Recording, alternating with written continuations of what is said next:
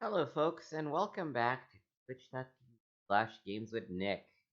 It's Friday. I'm bored. I just want to play games. I want to stream the games I play. So I was like, what the heck? Let's just play a bunch of stuff.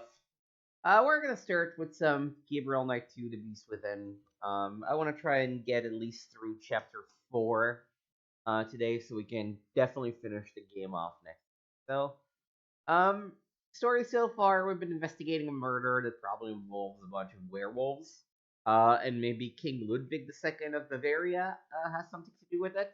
We are currently in Germany, near Munich, and playing as Grace Nakamura, Gabriel's assistant, who secretly is in love with him. Maybe, apparently, he denies it, but that seems to be the case. So yeah, let's go and we left last time that we were just about to start exploring the castle of Neuschwanstein, where Ludwig II lived at the end of his days. Our tour begins in the entry hall. So we are Ludwig straight up going to II be lived from touring Neuschwanstein, 1845 so to get ready for 1886. it. He assumed the Bavarian throne at the age of 18 when his father died. Ludwig's passion was building castles. He built three during his lifetime: Linderhof, Herrenchiemsee, and Neuschwanstein. Plans for a fourth castle, Falkenstein, were underway when he died. In addition to his obsession with building, Ludwig also had a passion for classical heroic German mythology, a taste he shared with the German opera composer Richard Wagner. Neuschwanstein is decorated throughout with themes from these stories, most of which directly relate to Wagner's operas.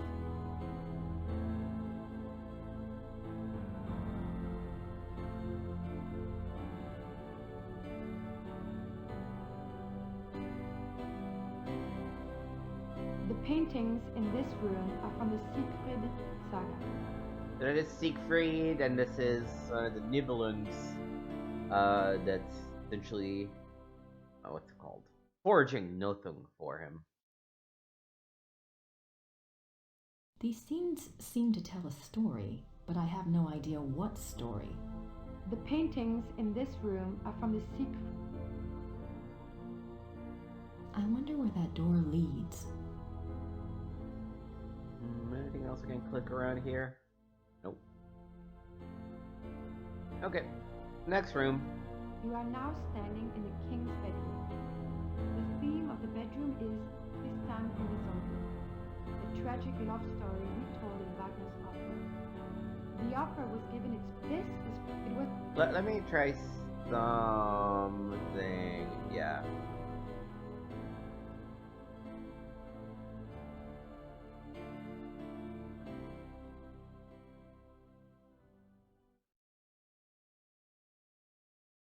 You are now standing in the king's bedroom.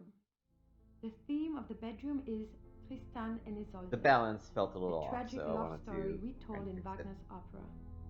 The opera was given its first performance in Munich in 1865, and a 20-year-old Ludwig attended. This is probably the most elaborate and expensive bedroom ever created. It took 14 woodcarvers 4.5 years to create this room. It was this kind of extravagance that bankrupted the king. In the years before his death, he found it increasingly difficult to find money from any source. Sounds like Ludwig had too much money and not a lot to do with it. Very dangerous thing to do. Also, you're a king. People are not gonna say no to you, Bart. The richly carved bed, with its canopy, resembles a Gothic building in its turrets. The bed's draperies were handmade by dozens of Bavarian seamstresses. Did they have running water in 1886? Did they have Probably not. Maybe Ludwig thought all this luxury would help him sleep. Maybe. Let's see, what do we have here? Scenes from the opera Tristan and Isolde.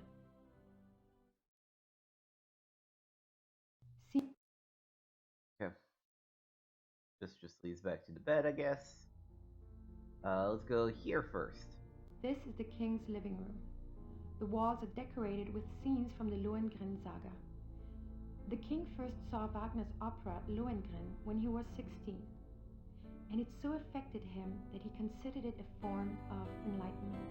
The tragedy of Lohengrin was his essential loneliness. This too was Ludwig's own fate. Ludwig withdrew more and more into his fantasy world of epic heroes and absolute monarchy, an ideal he was determined to create in his castles if he could not have it in his real life. He only wanted to be alone with his dreams, so much so that even his servants were kept at a distance and were not allowed to look at him. What were you afraid they'd see?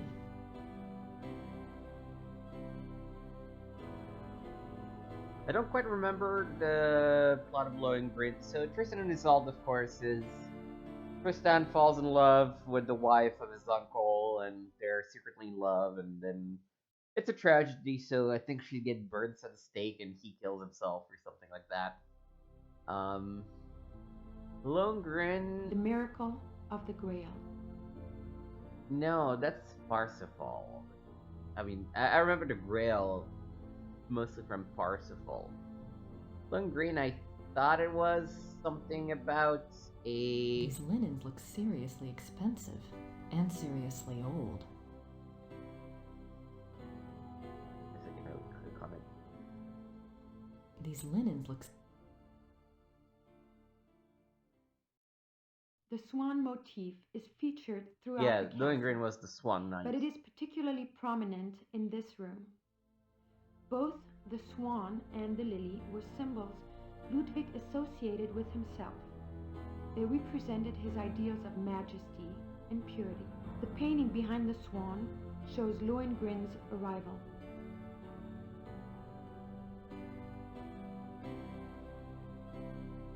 More swans. Oh, I think I want to first then go this way.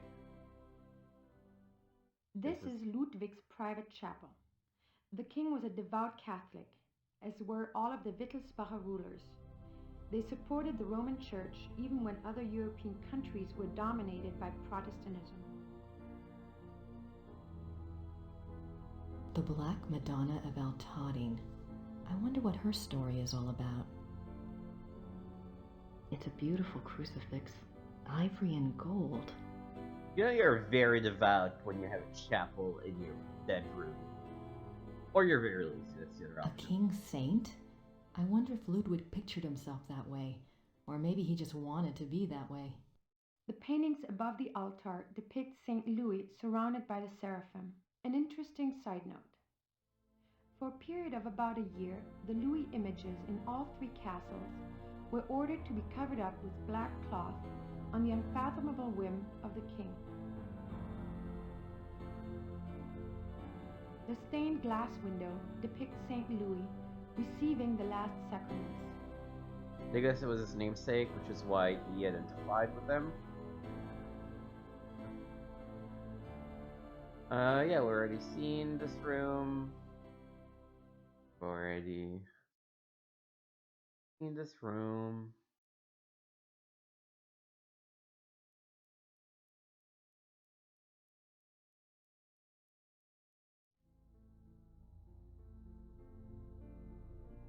This is a reproduction of the grotto from the Tannhäuser saga. In such places, Ludwig could pretend he was one of his beloved mythic heroes. As the grotto personifies, the castles were solitary playgrounds built for Ludwig alone. He believed the masses were too coarse to appreciate fine art, and he seldom entertained guests. In fact, Ludwig had a standing order that upon his death, the castles were to be destroyed. Fortunately, the estate was in such debt that the castles were opened for paying tours only weeks after Ludwig's death. They haven't closed since. It is one of the great ironies of Ludwig's story that the castles that he was thought insane for building are now considered Bavaria's finest treasures. They have paid for their construction many times over.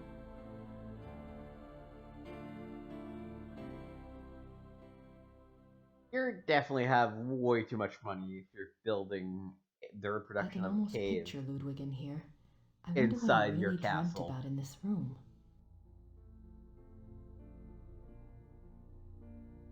This is the king's study. Ludwig spent much time at his desk writing letters, drawing up plans for his projects, and studying his favorite authors. He loved poetry, history, and the classics. In later years, he also studied the occult.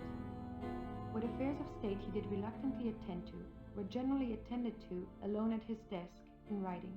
His reluctance to meet with his heads of state and perform the duties of the king were one of the reasons for the charges brought against him in 1886. But Ludwig dreamt of true kingship and a true monarchy, and the small powers left to him after Bavaria's succeeded power to Prussia only incited his disdain and frustration.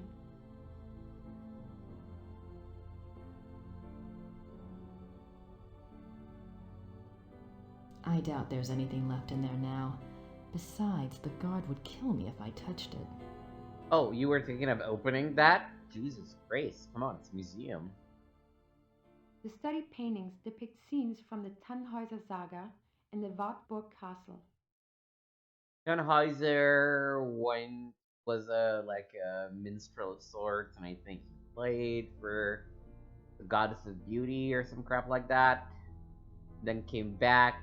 The study paintings Maybe there was some sort of contest involved to win a woman's heart, something like that. I wonder why he was studying the occult before he died. Yeah. This just leads me back to. Okay, so we're gonna just go through, I guess. This is the final room of our tour, the Singers' Hall. It was modeled after the Singers' Hall of the Wartburg Castle, where minstrel competitions were held in the 13th century. The hall was built for small private concerts, but Ludwig himself never gave one here. It is said that during the last few years of Wagner's life, he came to Neuschwanstein frequently and performed for the king alone in this room. The hall is probably best known for its enigmatic wolf paintings. The original paintings were from the Parsifal saga, but in 1882, Ludwig had them replaced, supplying the description and titles of the new paintings himself. While all the other rooms in the castle show scenes from Wagner's operas, the scenes in this room are not from any opera that anyone can identify. It is yet another of the many mysteries associated with the life of the fairy tale king.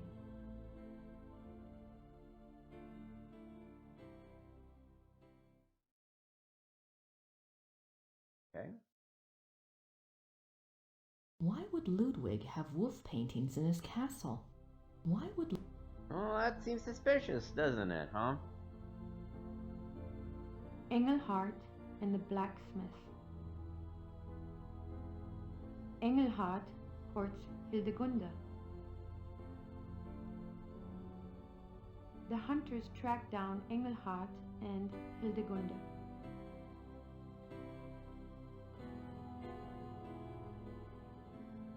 The wedding feast of Hildegunde and the Baron. The death of Engelhart. Feels like this is a story about a werewolf. Ludwig's childhood castle, Hohenschwangau, is visible from the lookout in the Singers' Hall.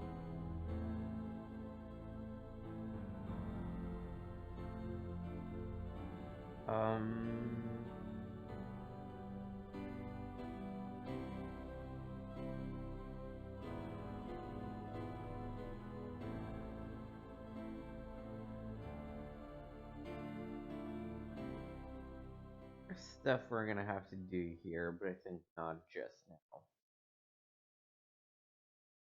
Why am I not? This is the final room of our tour, the Singers. The hall was built for small private concerts, but Ludwig himself never gave one here. It is said that during the last few years of Wagner's life, He came to Neuschwanstein frequently and performed for the king alone in this room. The hall is probably best known for its enigmatic wolf paintings. The original paintings were from the Parsifal saga, but in 1882 Ludwig had them replaced, supplying the description and titles of the new paintings himself. While all the other rooms in the castle show scenes from Wagner's operas, the scenes in this room are not from any opera that anyone can identify. Yeah, we already listened to that. Oh, there's the exit. Okay. That was Neuschwanstein. Let's go to Herrenchiemsee.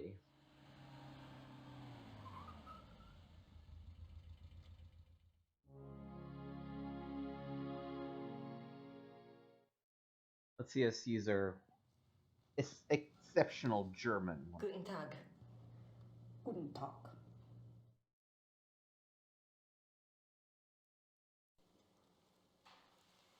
Ich hätte gern eine Eintrittskarte fürs Museum.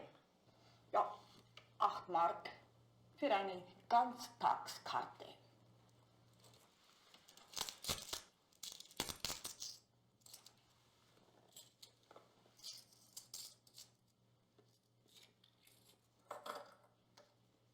So, Danke. bitte.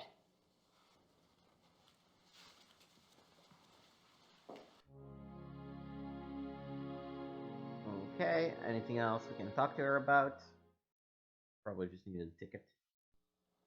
Ist das die Ludwig Museum? Ja, ja. Ludwig der Zweite von Bayern.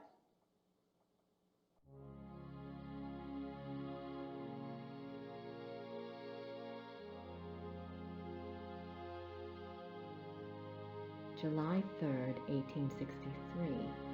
Elizabeth, you can have no idea, dear cousin, how happy you made me. The hours recently passed with you in the railway carriage I consider among the happiest in my life. Never will their memory fade. You gave me permission to visit you at Ischl. If the time comes for this ardent hope to be fulfilled, I shall be of all men upon earth the most blessed. The feelings of sincere love and reverence and faithful attachment to you, which I cherished in my heart even as a boy, makes me imagine heaven upon earth and will be extinguished by death alone. I beg you with all my heart to forgive the contents of this letter, but I could not help myself. Ludwig. Okay. So before we keep reading these letters, is there They certainly make an incredible looking couple. is there a summary of what we're looking at? No? Elizabeth frequently gave Ludwig advice on royal I don't know who conduct, this Elizabeth hoping is, to but I guess protect we'll him figure from it out at some point. unfavorable public opinion. March 1st, 1865. My dearest Eagle, you have not written me in a few months. I have missed you. I often try to imagine what you are doing. I hear tales that you have been on retreat and have not been seen in Munich for some time. I suspect it is this new friend you wrote up so mysteriously that takes you away from home. I hope you are enjoying yourself, my beloved, but I beg you to caution. The people need to see you at the throne. I also hesitate to suggest that what your officials do in your absence may not always be in your own best interest. You have always been a true king, but you must let the people see you to ensure that they don't forget that. E. Your dove. Ludwig's friends were concerned for his mental state long before his arrest. June 14th, 1878. My beloved Eagle, in your last letter you spoke so movingly of your torment that I was moved to tears. What is this torment? Why won't you confess to me what is truly troubling you? You must know that I would never despise you, no matter how horrible you believe your sins to be. Please do not write such barbs to my heart by even suggesting such things. If you do not wish to confess to me, at least tell me how I can aid you. I am always your true one, your dove.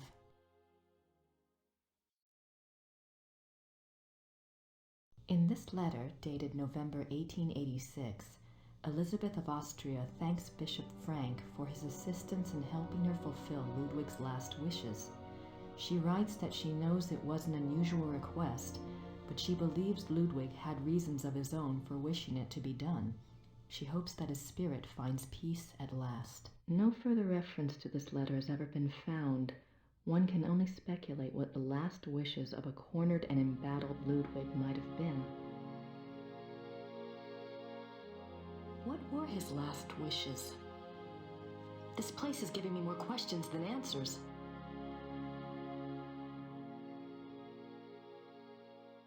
Right. So we've read all these. One of Ludwig's few close there we friends go. was Empress Elizabeth of Austria. She was a distant cousin of the boy prince, and he saw her often growing up. Graceful and beautiful, Elizabeth seemed to represent the feminine ideal to the younger Ludwig.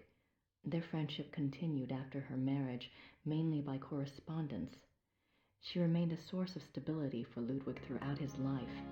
In keeping with Ludwig's love of romance and drama, he called her the dove, and he to her was the eagle. That makes more sense. We should have probably read this before. She's beautiful. Yeah, let's see what's on. No. Sure, I guess. Last days.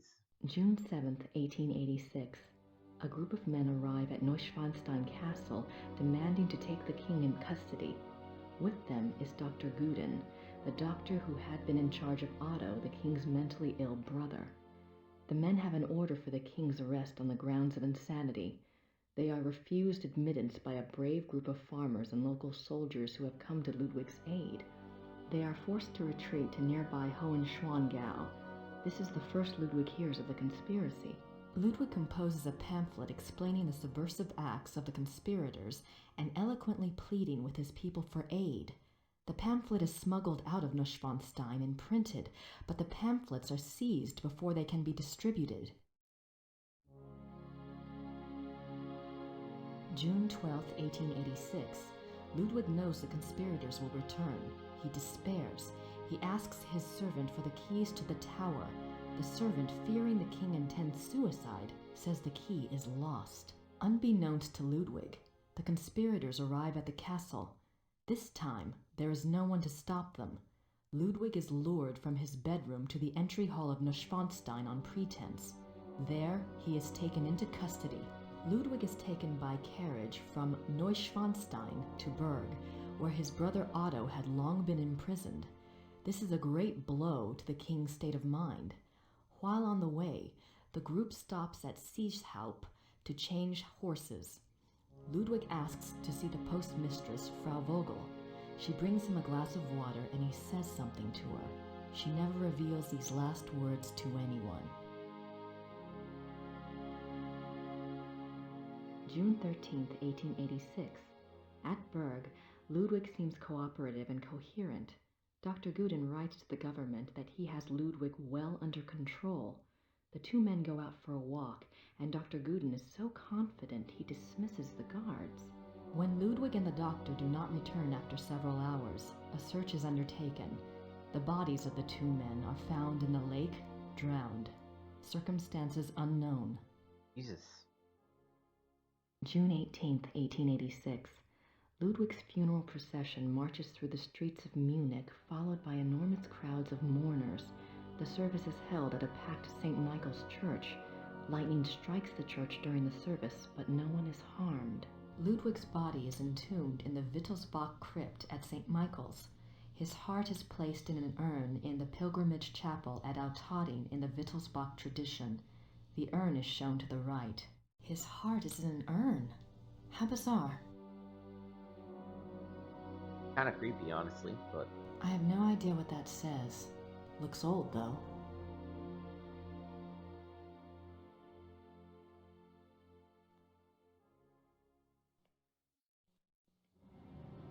Dun dun dun! Oh my god.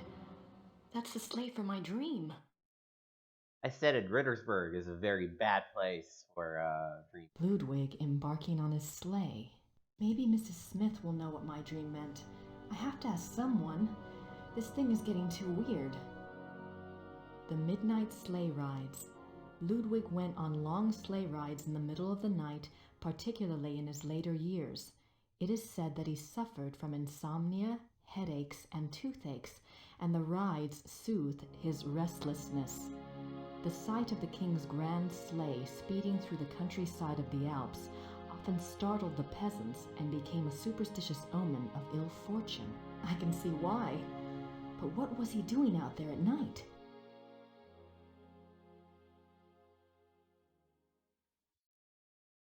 Ludwig's death mask. Wow. Anything else? No. Death mask. Aha! December 14th, 1881, Linderhof. Order another work by Jennings on the occult. Write urgently to Klug saying that I insist that the stoppages by the bank cease. I want it, and therefore it must be done. Write very urgently. He must succeed at once, and then must report to me urgently. If I give orders to clear my room, doing so must not be postponed as it happened. Pencils must be pointed without special orders. The day after tomorrow, 1,000 marks. How is Louis now? I want to know whether he looks unhappy. How often have I said that the coffee must not come up boiling hot, so that it can only be drunk after standing an hour? If any more correspondence come from Louis, they are to be burnt immediately, but I am to be informed of their arrival.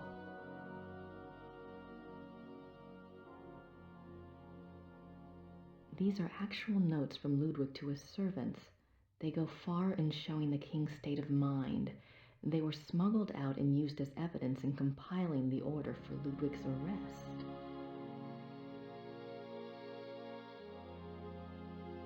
December 18th, 1881, Linderhof. Every day get up earlier for certain. See to that very particularly. Write it down. Remember that when the great friend arrives at Neuschwanstein, we retire to the hall. We are not to be disturbed. I will not tolerate interference or insubordination.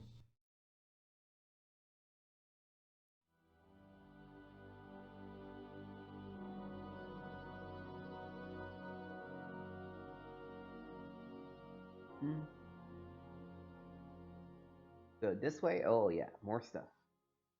A lot of stuff, Jesus. Richard Wagner. Ludwig's diary. Ludwig kept a diary from 1869 when he was 24 years old until his death. The diary provides a fascinating look into the mind of this tormented man. The original diary is kept in the Royal Archives. A few entries are shown on the opposite wall. I've got to see that diary.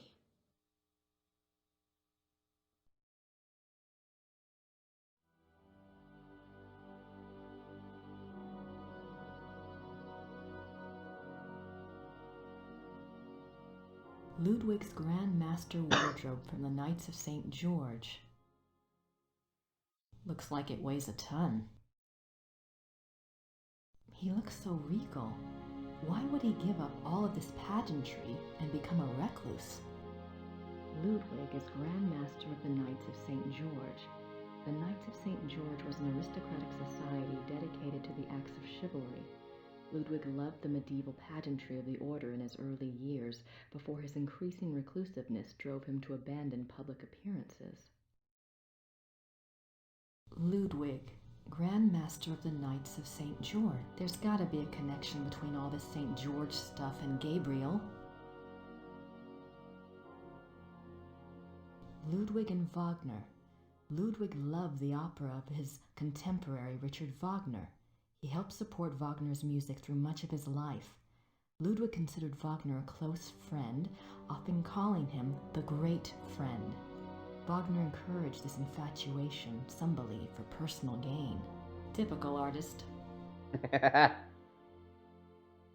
Signets and sash pins from the Order of the Knights of St. George. These were worn on Ludwig's uniform, as befitted his rank of Grand Master.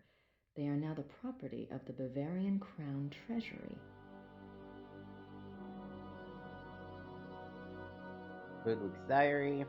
Even after Wagner's death, Ludwig still showed signs of obsession with the composer. This letter, written in 1882 by Ludwig to the conductor of the Munich Opera, instructs the conductor to make preparations for a new Wagner opera. The conductor went to see the king as instructed. When he arrived, Ludwig was ill and refused to see him. Nothing further was ever heard of this mysterious new opera. Was it a figment of an ill man's desperate wishes?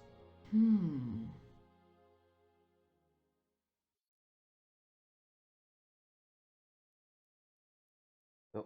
Ludwig is offered a crown of laurels by the genius of immortal fame. 26 July 1874. By the power of the lily, we shall have the strength to resist all temptations throughout the whole year. It's kind of weird that he would write this on July 26th. That doesn't seem like something you would write halfway through the year, but hey. 26 July 1875. Solemn oath before the picture of the great king. Refrain for 3 months from all excitement. This oath has its binding power as well as its potency by de par le Roy, LNR, DPLR. What excitement! I need to see more of that diary.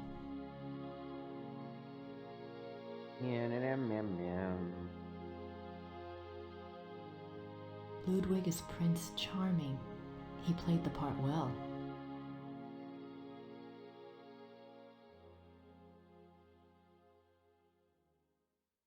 I think that's probably everything that we can look at the museum. I just want to double check before I go talk to the very kind German woman that is going to be so helpful to us foreigners. I can definitely tell. Yeah.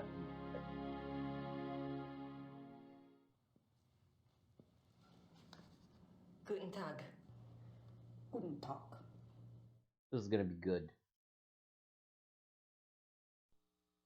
Ludwig's Tagebuch im Museum? Ja, Wo kann ich Ludwigs Tagebuch hier anschauen? die Tagebücher sind ganz persönlich. Die sind in den königlichen Archiven.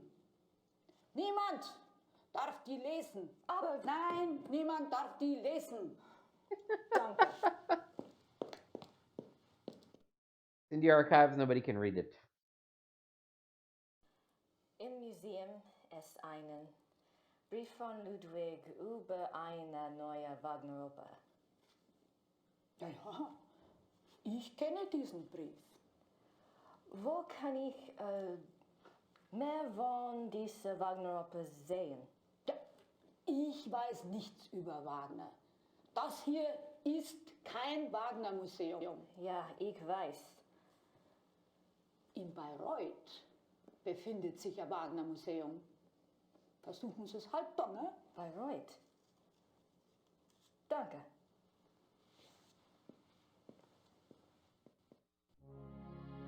All right. Next up, Bayreuth.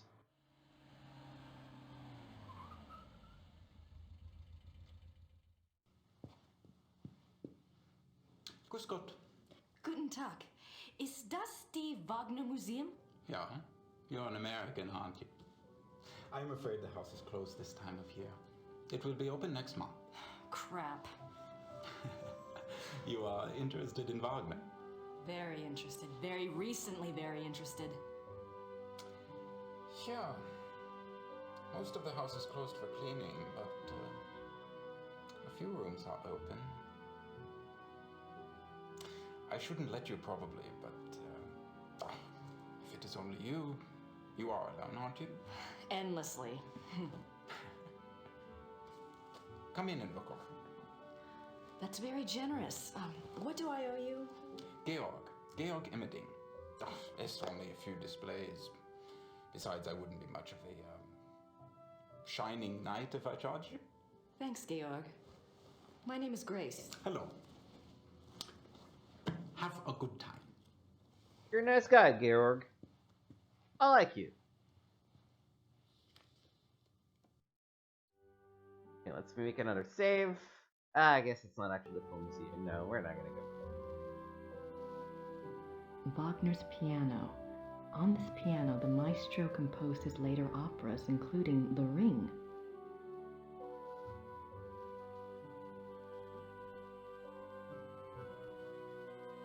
Franz Liszt, composer and Cosima Wagner's father.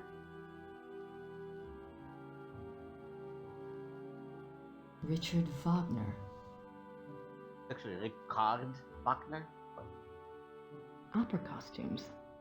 Opera. Cool. This must be a model of Wagner's own theater here in Bayreuth.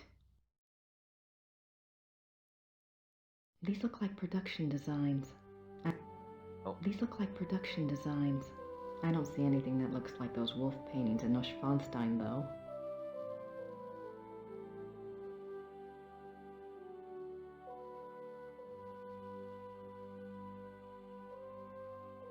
Nothing else we can click around here. Okay.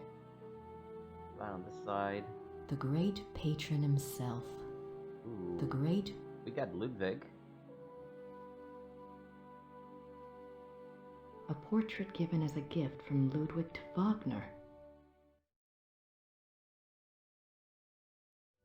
June 10th, 1881, Munich residence.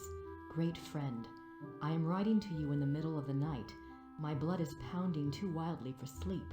Tonight's performance, how can I describe it? I am unsure whether to be terrified or thrilled. Perhaps I even feel hopeful. If it is hope, you have given it to me, my friend, for the first time in years. We must speak. Something happened during the music tonight, but I must have your absolute confidence. As you love me, come at once. Your devoted king, Ludwig. July 1882. Great and beloved king, Monsieur Beaujolais and I have finished the diagram. We checked the figures many times and Monsieur is confident that it will work. 8 identical fixtures are to be made from the diagram and placed in the theater exactly as specified. I'm sending the diagram with your courier. Be full of hope and have courage. All will be well. Your own, Wagner. Ludwig's death mask. Ludwig as the classical Greek hero. An old sofa. The death of Wagner. On Ash Wednesday, 1883, Wagner suffered a heart attack in a Venetian gondola on the way to Saint Michel. His wife and the gondolier carried him into a church where he regained consciousness. Wagner died 4 days later on this sofa. Wagner's death mask.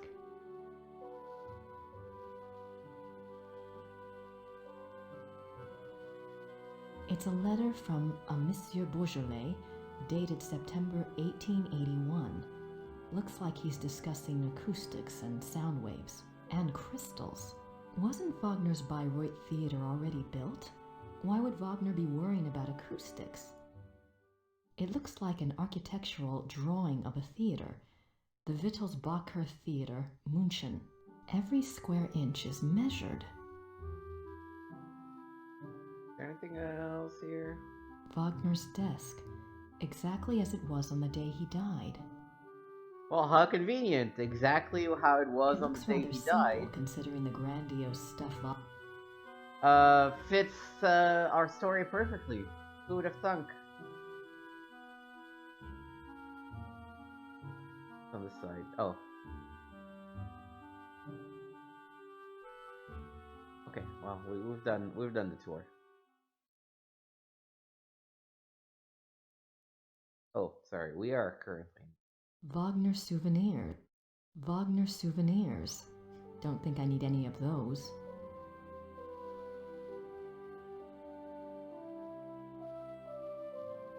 What's that book in the case? Cosima Wagner's journal. It's locked up for preservation. Huh.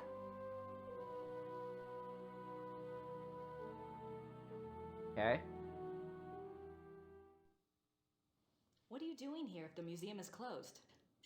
They always like to have a caretaker here. It's a good job for me. I can soak in the atmosphere of the maestro while I compose. What are you composing? This? Oh, a new arrangement. One of Wagner's pieces. For the Bayreuth Opera? No. I am only a student at the university. I study music, composition, conducting.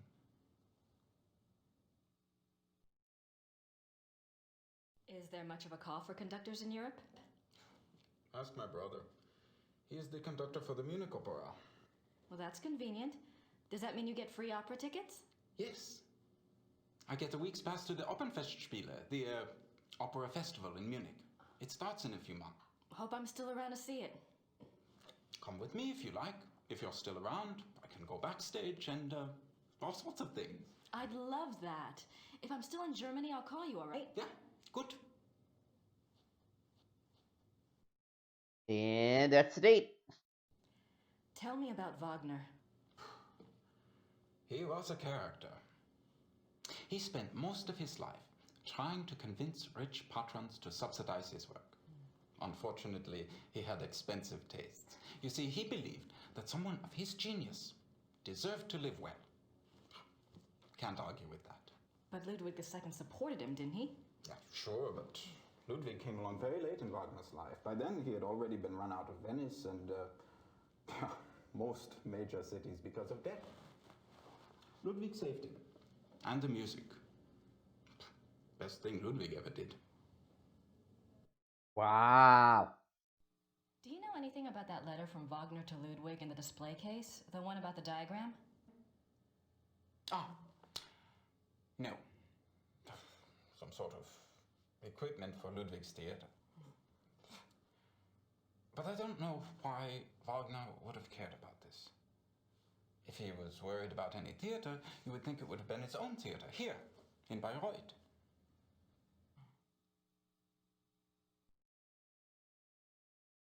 Have you ever heard about the letter that Ludwig wrote to the Munich conductor in 1882 telling him to prepare for a new Wagner opera? You're full of surprises, for an American. What do you know about it? No one knows anything about it. It's like a treasure map, you know? It's probably a complete fairy tale, but it does make you wonder. You have no idea what it could have referred to? Maybe something that Wagner was working on with Ludwig? If there was, there's no trace of it. Except perhaps in the dreams of unemployed music students.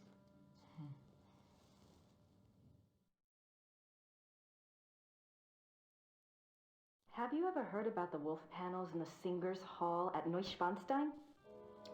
Did my brother send you here? No. That's a weird question. Probably not. It's only the letter to the conductor, the wolf panels. Ah, my brother thinks I am crazy because of all my theories. What theories? This is Quatsch.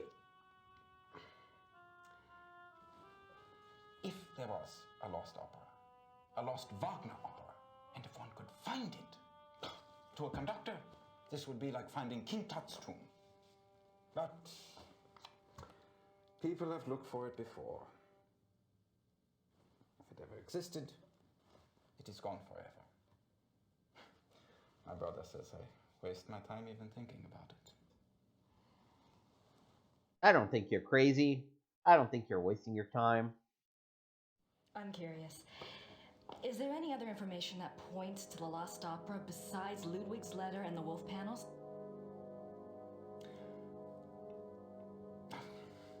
It's nothing. I'm not even supposed to have seen it. You see, my brother says that Wagner was too egotistical to have produced a lost opera. If he was working on something new, every person in Bayreuth would have heard about it. On the other hand, it was in Ludwig's character to have wanted a private opera. But it wouldn't have been private. Ludwig's letter shows he intended it to be played in Munich. Yes, but that it would get so far without Wagner telling others?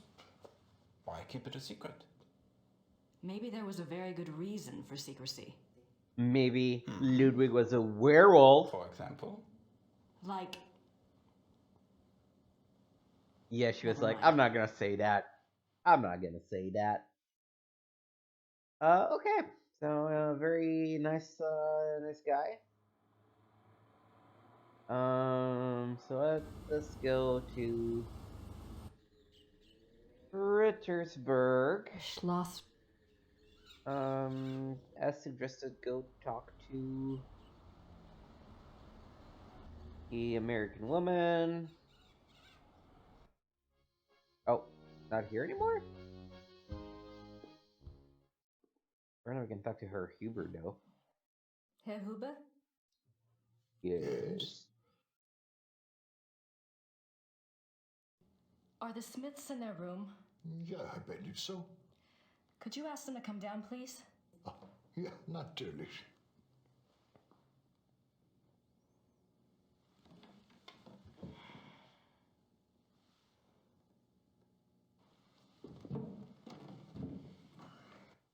Now you just tell Merle what's going on.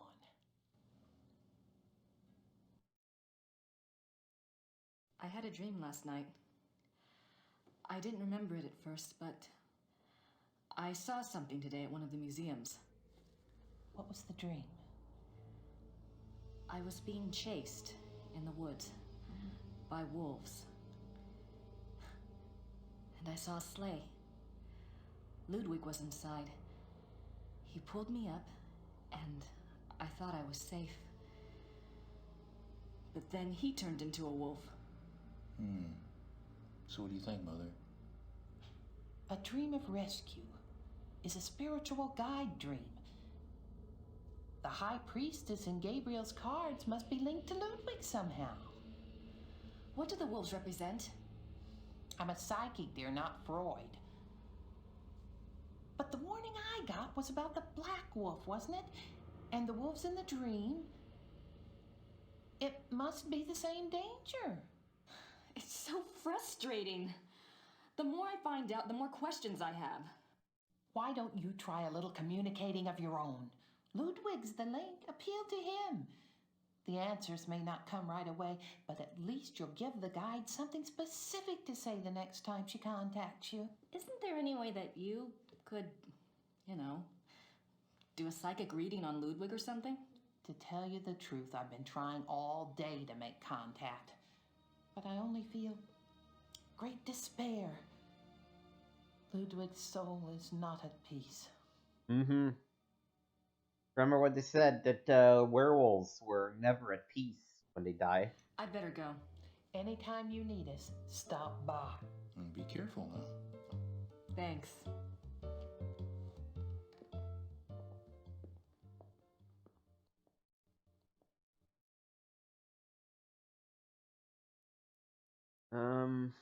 I don't have Okay. Let's see if other people are available to talk. I'm kind of not sure what I'm supposed to do right now.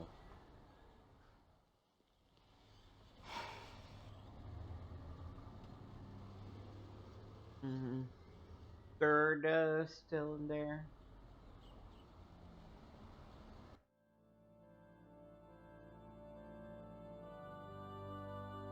Those look. Gerda must have really loved Wolfgang.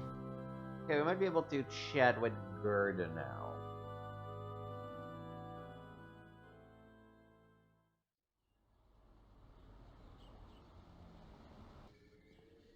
Schloss. Hi, did you have a good time? Uh-huh. Anything new? Yes, you had a phone call. Really?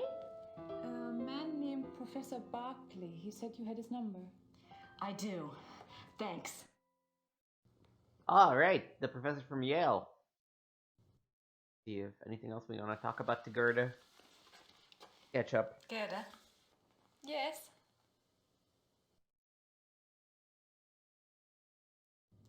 Have you heard from Gabriel at all? No, Grace, I'm sorry. Never mind. Jerk. Okay. Well, at least we met a dad relationship.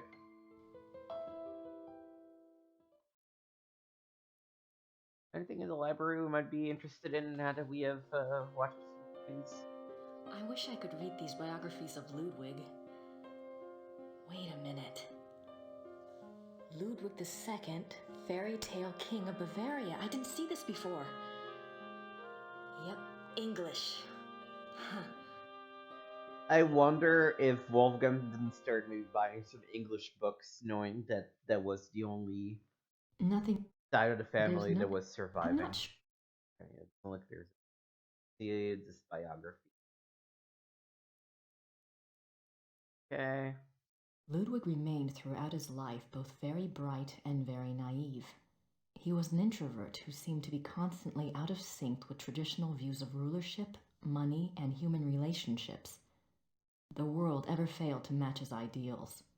Perhaps this was a fault of his sheltered upbringing as future king. He never was introduced to the real world, and the real world failed to interest him as an adult. In his youth, Ludwig was in fine physical condition and loved to hike alone in the Alps and ride horses. He had a hunting lodge, Schachen, specifically for this purpose. Unfortunately, in 1872, a rather traumatic hunting accident befell the king at Schachen, and his leg was cruelly damaged. He never fully recovered from this incident, and his hiking and riding ceased. His physical health deteriorated from that time on, and explains why he looked so unhealthy in later years. A hunting accident? Other than his long-standing friendship with the Empress Elizabeth of Austria and with his mother, the relationships Ludwig attempted with others were nearly always a disappointment for him and a bewilderment for his partners. He would become obsessed with someone, a singer, an artist, a nobleman or a peasant, and would bombard them with gifts, praise, and favors. When they would fail to return the depths of rapturous passion he required, the singular adoration and humble obedience he expected, he would grow disappointed and cut himself off from them. The objects of his interest were occasionally women, usually ones he fell in love with after seeing them in idealized roles on the stage, but they were more often young men who fit his fantasies of the heroic sagas like Lohengrin and Parsifal that he so loved. Sounds like he was somewhat dissociated from reality. A good example of the king's obsessive behavior in relationships is the following letter from the Königlich Bayerische Archives, which this author was privileged to access. It is dated 1864, and it was written by Ludwig's manservant, Paul, to a friend. The king has been in high mood these days. The reason, of course, is a new interest. Thursday last, the king attended a performance of Lohengrin in the Wittelsbacher Theater. He came back in a fever, demanding that a man be found. The man, it was gathered, had been sitting in a box across from Ludwig and had drawn the king's attention by his beauty and his deep emotional response to the performance. The king declared that here at last is a sensitive soul. The man was tracked down and brought in for an audience. Upon my word, never have I seen any mind so in line with His Majesty's own. They discussed Wagner and France and Byron and all manner of things until long past dawn. The young man, beautiful indeed to look upon, met the king's enthusiasm and knowledge bit for bit. His Majesty has been in the thick of it ever since, and while I welcome his good temper, I grow tired of fetching letters back and forth to Louis, so called by His Majesty, that should tell you who the young man looks like, at all hours of the night. This author has not been able to learn much about Louis, but he was known to have been a seemingly high-bred foreigner, and he was involved with Ludwig as late as 1880, when he fell into disfavor. The king, especially later in life, felt a great deal of guilt about his sensual nature.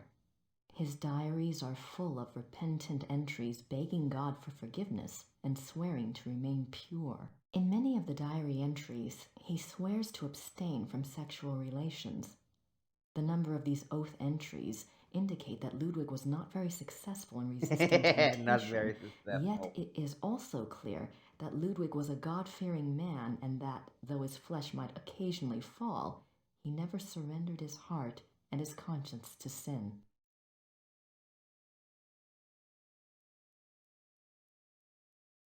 Yep. Let's go talk to our mentor.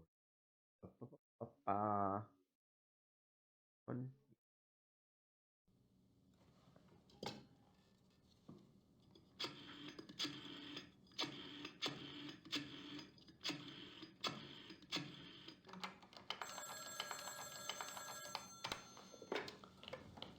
Hello? Hi, Professor Barkley. It's Grace. Oh, good. I have a name for you. It's Herr Josef Dahlmeier, and he specializes in Bavarian history, and I think he's somewhere near where you are. Herr Josef Dahlmeier. Great, got a number? Yeah, I do. It's 4982 555 2234. Thanks a lot. Sorry about the bother. That's no bother. When are you coming back to school, Gracie? When I figure it out, I'll let you know. Well, be good.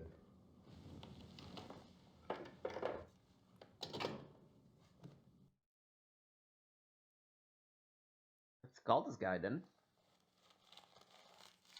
That's why we got his number after all.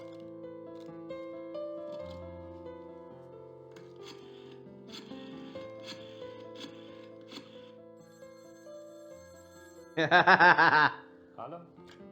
Hallo, sind Sie Herr Josef Dahlmeier? Yeah, you must be Grace Nakamura, the American history student. Yes. I hear you're interested in Ludwig II. Very. Good. There's something I want to show you. Drive to Berg on Starnberger See. Meet me at the Memorial Chapel. All right. Thank you. Oh, wait. Was there anything you wanted me to look into before we meet? Well, I was hoping you knew something about someone called the Black Wolf. He was a contemporary of Ludwig's. He lived in Prussia, I think, and he was well connected. Never heard of him, but I'll check. See you there. Thanks. Bye.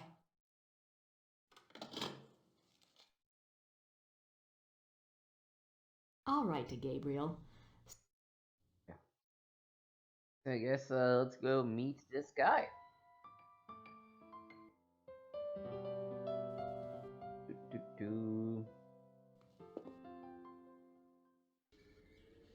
Taking the car.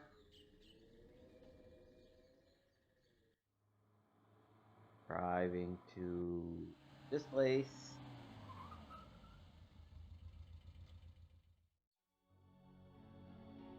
Whoa. That's quite the sight.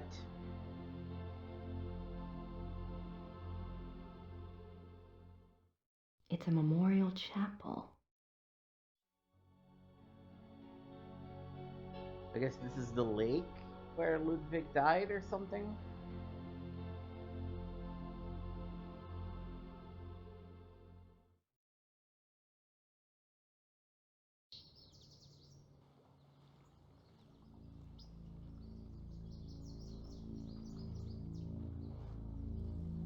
This is where he died. You must be Grace. Herr Dahlmeier. Hello. Josef. I didn't mean to startle you. I wanted you to see it. I feel him here the most, you know, more than at the castle. So, what did you want to know? Okay. Wow, that's first time there's a scroll bar. Professor Barkley says your hobby is Ludwig. Yes. He was the last real king that Bavaria had. As a Bavarian and a history buff, that's enough to hook me right there. But there's more, right? He was a romantic, you know. A dreamer. And he was misunderstood, maligned. Sounds like you can relate. Me? Hell, I have it easy. At least I live in the 1990s. And not every eye in the country is on me. But yes, I can relate. Sounds like you're gay. Cool. Good for you. You know about Ludwig's diary, right? Of course. How can I get my hands on it? I'm sorry. I have been trying myself for 5 years. They keep it locked up tight in the Royal Archives and they don't let it out. They must think it contains things that will hurt his image. They won't let anyone see it, not ever? Only one person outside of the government ever got to see it, a biographer, Sir Richmond Chapel. He had friends among the German royals and they let him look at it. Did you ever try to contact Chapel? Pick his brain? No? And I don't believe I never thought of that. If you do and you find out anything, you must share. It's a promise. Tell me about Ludwig. I don't know where to start. There's so much. Politically, the most significant thing about Ludwig II was that he signed over independent Bavarian statehood to Prussia in 1870. Bavaria became a part of United Germany, and Ludwig became a figurehead prince under the Prussian Kaiser. Why do you think he did that? Bavaria had been involved in the 100 Years' War. People were tired of fighting. Prussia's push to unite the German states made some amount of sense. Still, Ludwig must have had other options. At the very least, he should have negotiated better terms. So what was the real reason? He was manipulated by Bismarck. At least that's what I think, anyway.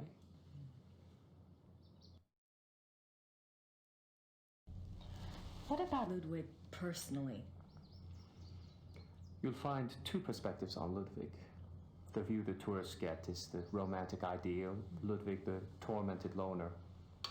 Then there is the historian's point of view. Ludwig was plagued with guilt over his sexual orientation and was driven mad with self-loathing. But I take it you're not buying either point of view. Well, it's all too convenient, isn't it? That he was a devout Catholic, there is no question, and I'm sure there were pressures on him to be normal. But he was no prude. He loved Byron. Yes. Philosophy, the French court. If anything, Ludwig was too much an egomaniac. He didn't give a damn what anyone thought. And besides, he didn't try to hide any of his relationships. If he suffered from anything in his romantic life, it was disillusionment. No one loved him back as purely as he himself loved. Oh, that's sad. Well, if it wasn't sexual guilt that tormented him, what was it? I don't know. His diary was filled with self-guilt, but I'm sure it's not about that. If I knew, I'd write my own book, set the record straight, so to speak.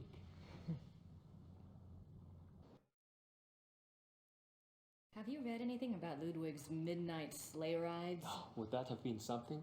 To be out at night and suddenly see him sweep by with his entourage? They say the night agitated Ludwig, and that being outdoors and the rushing feeling of the sleigh calmed him down. Sometimes even the sleigh wasn't enough. He would stop in some remote woods, order his servants to stay put, and go wandering off by himself for hours. It drove the servants crazy.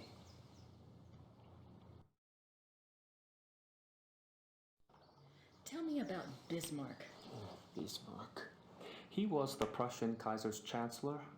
Not a nice man. Bismarck had a reputation for learning people's weaknesses and manipulating them. It's a matter of record that he had spies on Ludwig's staff. He may even have had a henchman even closer to the king, and he was involved in the conspiracy to declare Ludwig insane.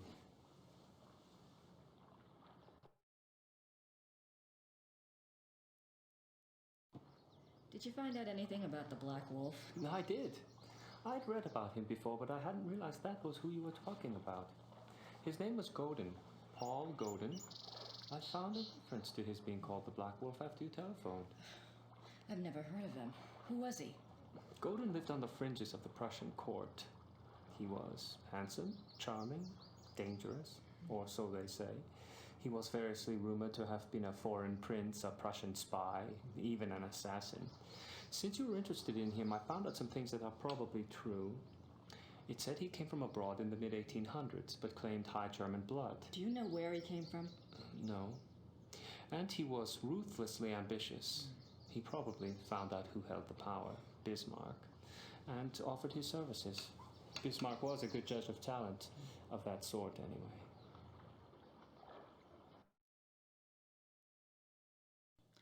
What else do you know about Godin?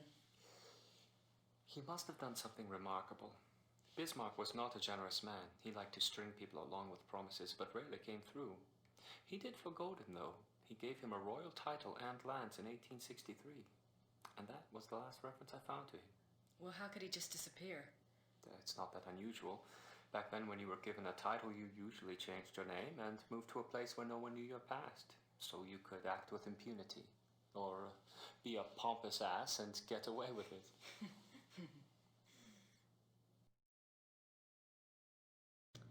Is there any way to find out what Godin was called after he got his title? Is it that critical? It might be. Well, you could send away for a copy of the entitlement deed, assuming it has been destroyed during one of the wars. Godin's new name would be on it. But you would need a research permit from the government to access those records, and they can be very hard to get. A lot of red tape. Great. Okay. What do you Well, know looks about like we Ludwig's know hunting who accident? this Louis is, but A couple of years ago, we have I no was real way introduced of to this finding great old man, what his a really old actual world farmer. post-change His name was. grandfather was Richard Horning, Ludwig's equestrian. Oh, he told some great Ludwig stories. Sometimes I get lucky. Anyway, he said that after the hunting accident, Ludwig got terribly ill, that he had a fever and was acting crazy. They were afraid that the wolf had been carrying a disease or that the bite had gone septic. A wolf bit him? Yeah, it's not so unusual. There were a lot of wolves in the Alps back then. The servants were really worried, but Ludwig recovered. Dun physically dun anyway. dun! Horning's grandfather said it was the fever that broke Ludwig's mind, that he was worse than ever after that. That's because he was a werewolf. What do you mean Ludwig got worse after the accident? Ludwig always had been a very private person. But after the accident, he got darker, more crazy. Towards the end, he was even forcing his servants to enter his chambers bent over so they couldn't see his face. Horning's grandfather said his temper was fearsome. He would fly into a rage at the least mistake. Must have been terrified of him. Yes, well, Horning's grandfather felt sorry for Ludwig, and Ludwig hated his own violence. He was always giving gifts to his servants to apologize. By the way, this particular shot feels like a rom-com shot from the 90s where he's about to confess his love for her. Pretty funny. You mentioned that there were other reasons why Ludwig's servants feared him. Ah, that's another of Horning's mysteries. There's a story about Neuschwanstein. Apparently there was a period of time of 2 or 3 months when Wagner would come and visit him. Wagner? There. Yeah. The two would lock themselves in the singers' hall. Horning's grandfather said the sounds that came from there were awful. Well, the servants had superstitious minds anyway. Some of them quit over it, just walked away. What kind of sounds? Horning's grandfather called them heartbreaking and ungodly. Maybe it was Wagner trying to sing.